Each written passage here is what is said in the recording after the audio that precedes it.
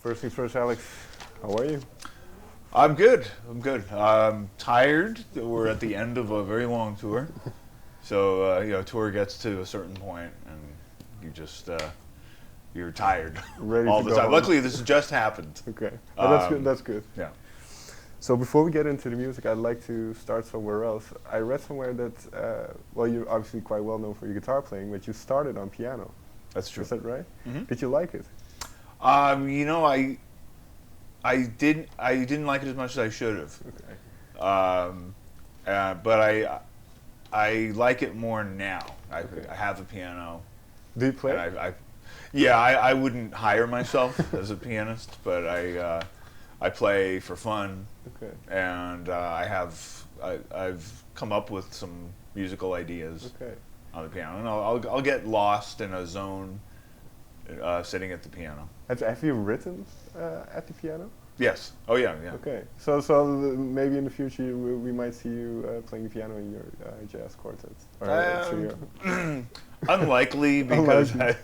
I think if I have piano in in my improvisational setting, I'm gonna want somebody that can really play.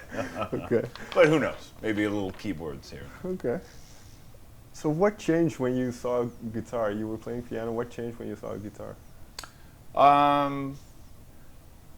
Well, I have to be honest that I took a couple piano lessons, and just the teacher I had was pretty impatient, and it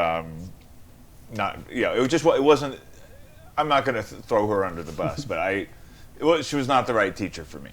And I think, I needed somebody nurturing that could sort of pull me aside, gently tell me, you need to practice harder, you need to stick with it. You might not feel any difference right away, but it's over time. And just, that was the talk I needed. And she didn't, she was just annoyed and impatient and really discouraged me. Okay. So, but as I got older, even after I played guitar, I discovered great piano players like Keith Jarrett. Then suddenly I started love piano. But at that time, I'd had this bad experience with piano lessons, and the music that I liked the most was the Beatles and 50s rock, and it was all guitar based.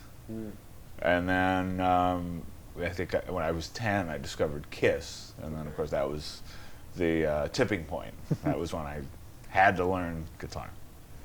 Did you take to it well? Were you proficient at it quite early on? I was. I think maybe it helped because I had this problem on piano. Okay. So I was really determined to do the lessons, to really progress and show progress. And my teacher at that he was amazed. Okay. He couldn't believe how fast I was.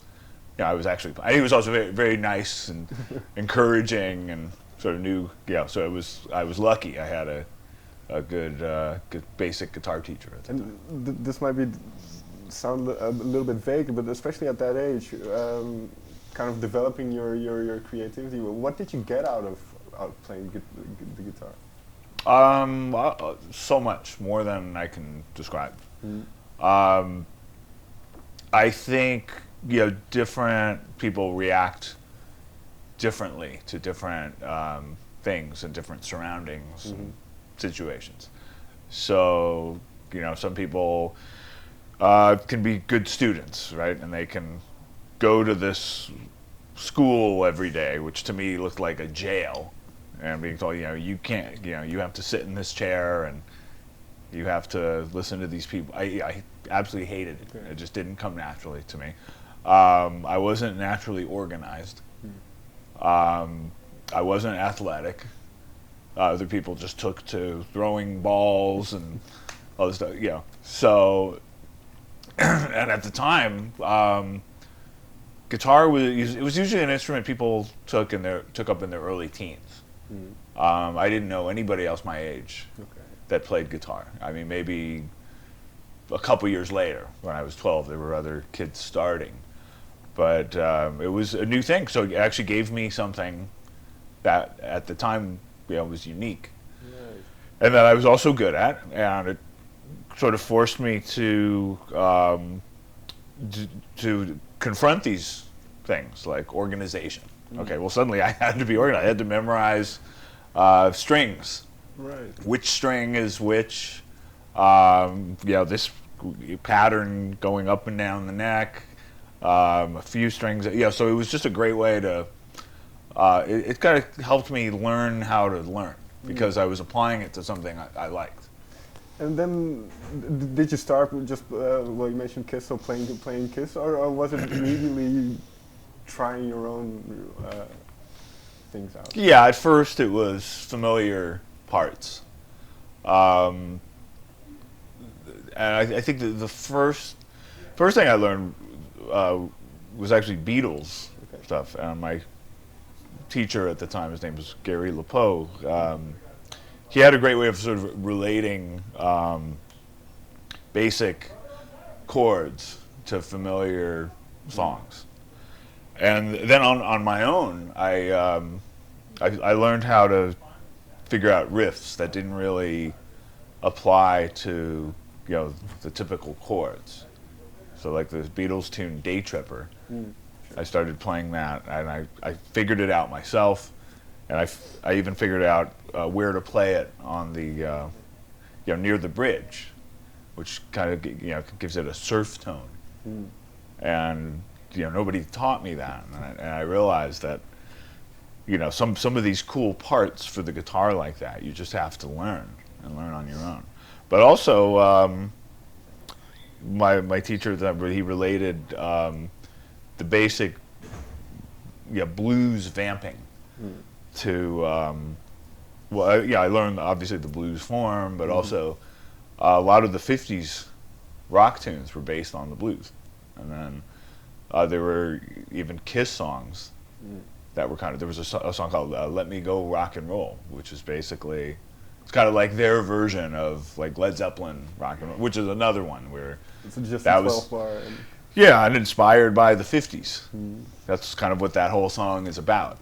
And then actual tunes from the 50s that these guys had learned, like like Chuck Berry. And well, if we go, because over the years you've written quite a bit of music and you've done quite a lot. So now in terms of creativity, then is it difficult to kind of start with a blank slate and to kind of, or how do you, what is your creative process like now? I think I know how to do it. I think I know how to get into a creative state. It used to only happen by accident. It still sometimes happens by accident. But I also know that when it happens, to stop and try to take advantage of it. And sometimes that means I'm planning to I'm planning to leave the house get soon and go do an errand, but I've just picked up the guitar to warm up, and suddenly, wow, that's a cool idea. Okay, I'm gonna put off my plans as much as I can. Sometimes you end up breaking plans and people get annoyed. But sometimes you just have to do it. And well, do you now know immediately then, oh, this will suit my more jazz-oriented music, or this will suit? Oh, absolutely, yeah. Yeah, it's very rare I'll come up with a part that could work with more than one genre. And usually, when I come up with a part, it's it depends like which guitar I pick up. If I pick up a hollow body jazz guitar and I have I'm enjoying a tone that reminds me more of, say, John Scofield, that's obviously going to go into my my jazz repertoire.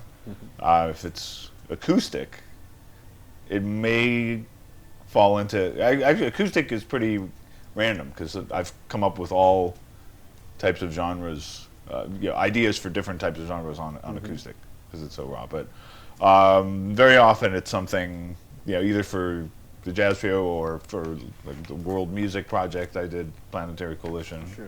which I'm going to do more of.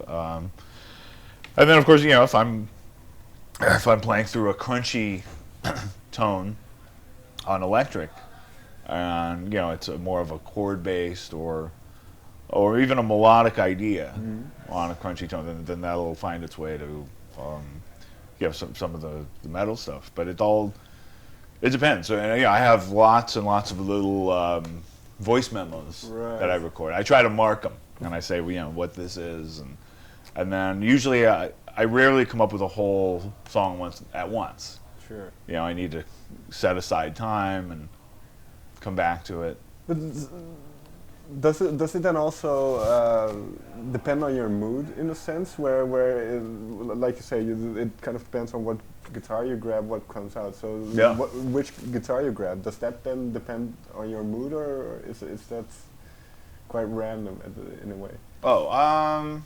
If you know what I mean, if you're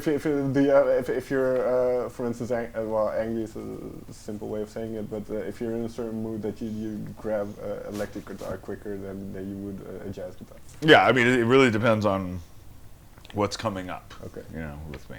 At the same time, though, I think the jazz guitars can be the toughest to play, especially like the full hollow bodies. The semi-hollow bodies feel more like electrics. They feel closer to solid bodies, so those aren't that hard. But sometimes I think it's great to warm up on a challenging instrument. So I might grab like my L5 or my D'Angelico, or one of my Heritage guitars. But and then once I'm warmed up, that maybe I'll switch. Right. Too. It depends. But when I'm on tour, like out here, I only have one type of guitar. I only have the solid body. But I can get different sounds out of the solid body. So I never know. I can't plan it. It happens by accident, and you can't force it.